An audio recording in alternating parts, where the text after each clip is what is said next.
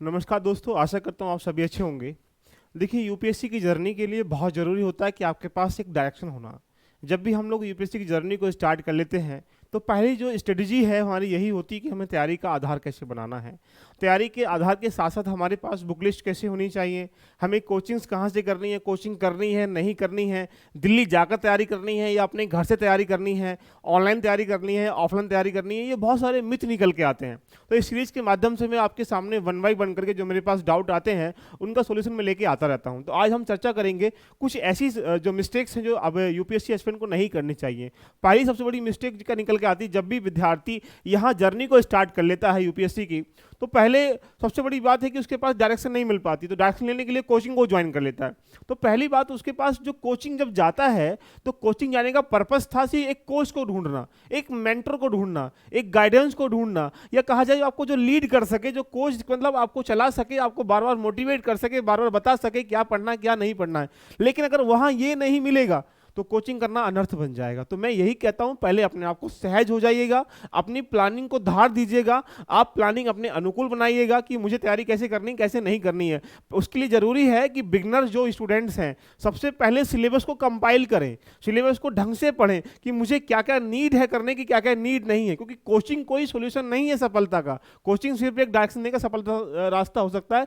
लेकिन आप ध्यान रखिएगा, कोचिंग जाके हो सकता है कि आपकी जो एनर्जी थी आईएएस बनने की, आपके पास जो डायरेक्शन था आईएएस बनने का, वो बेस्ट हो और कोचिंग में बेस्ट नहीं मिल पा रहा हो। तो बहुत बड़ी मिस्टेक पहले अपने आप में ये नहीं करनी है कि हम उठे और जाके कोचिंग में हमने माथा टेक दिया। इससे बचना है। कोचिंग का मतलब आपको पहले एक कोच ढूंढना है। वो कोच सफल व्यक्ति भी हो सकता है, वो असफल व्यक्ति भी हो सकता है। इतनी मोटी मोटी फीस देने के बाद भी अगर आपको बेस्ट डायरेक्शन नहीं मिल पाएगी तो उस टाइम का क्या होगा जो आप वहां गवा पाएंगे। जब 2 साल की 1 साल की 3 साल की कोचिंग करने के बाद भी तुम जीरो लेवल पे खड़े होगे तो फायदा क्या होगा। तो जो बिगनर्स हैं, ध्यान दें इस बात का कि एकदम से स्टार्टिंग में कोचिंग नहीं करनी है। पहले आपने आपको सिलेबस को समझना है, लास्ट ईयर पेपर को समझना है, एनसीईआरटी के आधार पर चीजों को समझना है, तब जाके कोचिंग में माथा टेकना है। इससे पहले नहीं टेकना है। दूसरी बात बुक लिस्ट की आ जाती है। जो स्टूडेंट यहाँ पे हम लोग देखा जाए तो सेकंड कंडीशन बुक लिस्ट की है। यहाँ से हम ये सोचते हैं कि आईएएस बनने के लिए हमें कम से कम एक कमरा सजा होना चाहिए जहाँ किताबें रखी हूँ, इधर भी किताबें इधर भी किताबें, तो यहाँ मन लगता है किताबें रखने से। लेकिन ध्यान रखिएगा, जितना आपके सामने एक ऑथेंटिक किताबें रहेंगी, एक बिल्कुल कह सकते हैं ऑथेंटिक रिसोर्स रहेंगे, ऑथेंटिक नोट्स रहेंगे, वहाँ से ज़्यादा आउटपुट निकाल पाएंगे। जबकि जो मैक्सिमम किताबें इकट्ठा करने की जो प्रकृति है या प्रवृत्ति है, उससे आप बच पाएंगे। तो पहले अपने आपकी जर्नी के लिए बुक लिस्ट को फाइनलाइज करिएगा कि मुझे प्री के लिए कौन कौन सी बुक लिस्ट करनी है। बहुत सारे स्टूडेंट इस फील्ड में जब कूद जाते हैं तो बार बार 1 साल के बाद भी, 2 साल के बाद भी, 3 साल के बाद भी वो यही चक्रव्यूह में फंसे रहते हैं कि भैया हिस्ट्री की किताब कौन सी बेस्ट है, भैया ज्योग्राफी की किताब कौन सी बेस्ट है, भैया यहाँ पॉलिटिक्स किताब कौन सी बेस्ट है। वो यही नहीं समझ पाते बेस्ट कौन सी है। तो पहले अपने आप को जजमेंट, जब तुम यात्रा करने जा रहे हो, आपके पास क्या क्या चीजें लेके जाओगे, ये पहले तुम तैयारी करते हो ना। तो इसीलिए जरूरी है पहले आप प्रीलियम से लेकर मेन से लेकर इंटरव्यू तक की पूरी जर्नी के बारे में एक लिस्ट बनाइएगा, उसको शॉर्ट लिस्ट बनाइएगा, उसके अनुकूल उसमें जो समस्याएं हैं अपने मेंटोर से, अपने टीचर से, अपने गाइडेंस से पूछिएगा कि ये मेरी रणनीति है, अब इसमें क्या सुधार करना है क्या नहीं करना है, आप हमें गाइड करिएगा। अगर आप ये नहीं करोगे तो बार बार यही पढ़ोगे, करंट अफेयर फला न्यूज़पेपर से पढ़ लें और मैगजीन फला न्यूज़पेपर उसकी पढ़ लेंगे इंस्टीट्यूट की, और किताबें क्विक लेके आ जाएं या यहाँ से वो लेके आ जाएं, यानी आप शॉर्टकट मारने का प्रयास करते हो फिर बाद में। इसलिए नहीं करना है, बचना है। अगला पॉइंट यहां से जो है प्लान। हम जब चलना स्टार्ट करते हैं बिगिनर्स के रूप में तो हमारे अंदर एनर्जी बहुत सारी होती है। हम मतलब कह सकते हैं पत्थर में छेद करने की ताकत रखते हैं, यहाँ समुद्र में ध्यान रखना डूब के निकलने की ताकत रखते हैं। कहा जाए तो यहाँ पर अगर सामने जैसे एक प्रकार से एक ताकतवर व्यक्ति सोचता है कि मैं सबको ढहा दूंगा, मकान गिरा दूंगा, ये कर दूंगा वो कर दूंगा, लेकिन धीरे धीरे क्या होता है उसकी एनर्जी वेस्ट हो जाती है। तो ऐसे ही युवा जब यूपीएससी की यात्रा में आता है तो यहाँ से फौलादी बुलंद चेहरा लेकर, फौलादी चेहरे के साथ साथ यहाँ फौलादी एनर्जी लेकर कि भाई ये तो 1 साल में हम लोग डुबा डालेंगे, ये कर लेंगे वो कर लेंगे। लेकिन यार तुम्हारे पास कोई प्लान ही नहीं है। बिना प्लान के हाथी भी ध्यान रखना बंधा रहता है छोटी रस्सी से। तो आप जब तक अपने प्लान के अनुकूल नहीं करेंगे, आपका कोई स्ट्रेटेजी प्लान नहीं है कि मुझे एक वीक में क्या अचीव करना है, मुझे एक हफ्ते में, एक मंथ में क्या अचीव करना है, एक ईयर में क्या अचीव करना है, इवन कहा जाए तो मुझे वन डे में क्या अचीव करना है, इवन कहा जाए तो मुझे वन आवर में क्या अचीव करना है, अगर ये प्लान नहीं होगा तो जितना प्लान बेस्ट होगा उतनी स्ट्रेटेजी आपकी क्या होगी, उसके अनुकूल काम करेगी। जितनी प्लान स्ट्रेटेजी बेस्ट होंगे उतना तुम्हारा पढ़ाई में मन लगेगा, और जितना पढ़ाई में मन लगेगा उतना आपका रिवीजन में मन लगेगा। इसका मतलब है कि आपका प्लान बेस्ट नहीं। जब आप बार बार डिमोटिवेट हो जाते हैं, ये दर्शाता है कि आपके प्लान में कहीं ना कहीं कमी है। तो दोस्तों, अगर आप इस फील्ड में आ चुके हो तो पहली जरूरत है कि अपनी स्ट्रेटेजी बेस्ट रखिएगा। स्ट्रेटेजी बेस्ट रखने में चाहे 1 दिन 2 दिन 3 दिन लगाओ, लेकिन जब तुम चल पड़ोगे तो क्या होगा, फिर आप बार बार डिमोटिवेट नहीं हो पाओगे। नहीं तो हर हफ्ते में, हर महीने में, हर दिन में जाके यही बोलोगे हमसे नहीं हो पाएगा, हमारे अंदर वो ऊर्जा नहीं रही जो लोगों के अंदर होती है। सफल व्यक्ति के हम गुण नहीं है, इसलिए क्योंकि आपने उनके अनुकूल स्ट्रेटेजी नहीं बनाई थी, इसलिए जरूरत है।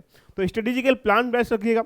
दूसरी बात, यहाँ से ऑप्शनल के लिए बहुत सारे बच्चे तैयारी पूरी फाउंडेशन कर लिया, उनको यही नहीं पता, ध्यान रखना, यहाँ पे जन्म ले लिया और सब कुछ कर लिया, आपको यही नहीं पता मम्मी पापा का नाम क्या है। इसका मतलब है आप यूपीएससी की फील्ड में आ चुके हो, तुमने पूरा फाउंडेशन को पढ़ लिया, हिस्ट्री, इकोनॉमी, पॉलिटिक्स सब पढ़ डाला, तुम अपना ऑप्शन का चयन ही नहीं कर पाए आज तक। ये पहले दिन से क्लियर हो जाना चाहिए। आईएएस बनना है तो मेरे पास ऑप्शनल क्या रहेगा, क्योंकि अगर आप हिस्ट्री रखेंगे तो हिस्ट्री को जब तुम ऑप्शनल में पढ़ेंगे तो क्या होगा, वहाँ पे जीएस के साथ वो लिंक हो जाएगा। पॉलिटी को पढ़ेंगे, जीएस के साथ लिंक हो जाएगा। तो यानी ऑप्शनल ये कहा जाए तो फर्स्ट डे से भी दिमाग में हो जाना चाहिए। ऑप्शनल अगर आपने चयन नहीं किया है, बहुत सारे विद्यार्थी यही गलती करते हैं, स्टार्टिंग कर लेते हैं, 10 दिन बाद, 20 दिन बाद, 50 दिन बाद किसी मामा ने कह दिया, फूफा ने कह दिया, या किसी नाना ने कह दिया, किसी मित्र ने कह दिया ये अच्छा नहीं, नंबर अच्छे नहीं आते हैं, चेंज कर दिया। ठीक है भैया, चेंज कर देते हैं। अगली बार किसी और ने कह दिया, गर्लफ्रेंड ने, कि भैया ये अच्छा नहीं है, बॉयफ्रेंड ने कह दिया ये अच्छा नहीं है, मेरा भी ये, तुम भी ये रख लो, दोनों मिलके पढ़ लेंगे आराम से, हम वहां से आपस में डिबेट भी कर लेंगे, उसके चक्कर में ऑप्शनल भी चेंज कर दिया। हाय राम, कैसी बात है। ऑप्शनल आपका प्रतिबिंब को दर्शाता है कि तुम्हारे अंदर छुपा हुआ ज्ञान कैसा है, उसे ऑप्शनल कहा जाता है। तो यानी ऑप्शनल को बेस्ट चुनने का प्रयास करें और एक ही बार चुनें। अगला पॉइंट जो मिस्टेक स्टूडेंट करता है वो है आंसर राइटिंग की। ये एक ऐसा पिलर है, सोचिएगा उस 3 घंटे की यात्रा में जब मेंस में जाके तुम लिखोगे, वहां क्या जाएगा, आपका चेहरा, आपकी जाति, आपका समुदाय, आपका नाम, आपका क्या जाएगा, कुछ नहीं जाएगा ना, आपकी कॉपी जाएगी। उस कॉपी में क्या तुमने लिखा होगा, उसके लिखने का आधार कैसा है, उसमें ज्ञान को कंसाइज वे में कैसे इंप्लीमेंट किया है, वही तो जाएगा ना एग्जामिनर के पास, और उसी के बिहाफ से आपको नंबर देगा। तो यार प्रश्न बन जाता है कि यदि वो अच्छा नहीं होगा तो क्या आपको नंबर मिलेंगे। और ये गलती हम लोग करते हैं, पहले हम पढ़ लें, पहले ज्ञान इकट्ठा कर लें, तब लिखना प्रयास करेंगे। ध्यान रखना, इसका मतलब ये रहा कि पहले पूरे भूखे हो जाएं पेट में, रोटी फिर खाएंगे। कभी सोचा है आपने, कभी पूरे भूखे हुए हो कि 4 दिन पहले आदमी जी सकता है कि 7 दिन बिना खाए जीवन यापन कर सकता है। पहले 7 दिन बिल्कुल खाना मत खाइएगा, तब रोटी खाएंगे, क्योंकि भूख लगेगी जब दबा के। क्यों खाते हो रोज डेली सुबह शाम भोजन भाई? इसलिए ना कि हम दैनिक क्रियाएं कर सकें। तो इसीलिए आपको क्या करना है, अगर आप यूपीएससी के एस्पिरेंट हो तो डे 1 से आंसर राइटिंग करनी है। डे 1 का मतलब है कि जो आप पढ़ रहे हो शाम को आंसर राइटिंग करिएगा। इससे क्या होता है, आप वहां पिरोने का काम करते हैं। और ध्यान रखिएगा, जब माला बनती है तो एक एक मोती को पिरोया जाता है। इसका मतलब ये नहीं कि आपने माला को एक साथ सारे मोती नहीं पिरोए जाएंगे, एक एक माला को पिरोया जाएगा। इसलिए डे 1 से आंसर राइटिंग करिएगा, ये गलती कभी मत करना कभी भी। आंसर राइटिंग का प्रोग्राम 9:30 बजे रात को चलता है per day, free of cost है, आके देखिएगा, मजा आ जाएगा आपको। और अगला पॉइंट है करंट अफेयर। लोग इतने इसके लिए पागल होते हैं करंट अफेयर के पीछे, फला आदमी की मैगजीन, फला आदमी के नोट्स, फला आदमी के यूट्यूब चैनल से, फला आदमी के यहाँ से इंस्टीट्यूट के नोट्सों से, पता नहीं वहाँ से वो ठर्रा बन जाता है। यहाँ से तुम देखोगे कहीं ना कहीं मठाधीशों के बीच में आके तो हजारों मैगजीन रखी हुई हैं, वहाँ से निकल के आउटपुट क्या, तो जीरो आता है। भाई करंट अफेयर एक ऐसा सेगमेंट है जो स्टैटिक पार्ट से निकला हुआ एक आधार है। वो तुम्हारा स्टैटिक पार्ट जितना मजबूत होगा उतना करंट अफेयर ऑटोमेटिकली मजबूत होगा। अब तुमको यही नहीं पता कब से कब तक का पढ़ना है, हम पढ़े जा रहे हैं 4-5 साल का। भाई प्रीलिम्स से लेकर प्रीलिम्स तक के बीच का जो गैप है उसको करंट अफेयर पढ़ लीजिएगा। तो यहाँ करंट अफेयर पर मेजर सेगमेंट है जहां से यूपीएससी प्रीलिम्स में मैक्सिमम क्वेश्चन आते हैं और मेंस में तो सारी चीजें इसमें इंटरलिंक हो ही जाती हैं, चाहे जीएस 1 2 3 4 क्यों ना हो। तो इसको इग्नोर नहीं मारना है। तो यहाँ कुछ ऐसी मिस्टेक कि आपको जो बिगिनर है, जो बुक लिस्ट है, जो प्लानिंग है, जो ऑप्शनल है, जो आंसर राइटिंग है, जो करंट अफेयर है, इसको कभी भी ध्यान रखना, आपको अवॉइड नहीं करना है। तो दोस्तों कैसी लगी ये यात्रा, कैसी लगी ये डिबेट। अगर आप चाहते हैं तो एक बार कमेंट करके बताइएगा आप किस किस विषय पर चाहते हैं मुझसे चर्चा करना। मैं डायरेक्टली उस प्रश्न को लेके उसका निस्तारण करके आपके सामने लेके आता रहूँगा। आपका प्रेम बना रहे तो हम बहुत एक प्रकार से बहुत सारी चीज़ें आपके सामने रिप्रेजेंट करेंगे। All the best, love you all, bye bye, take care.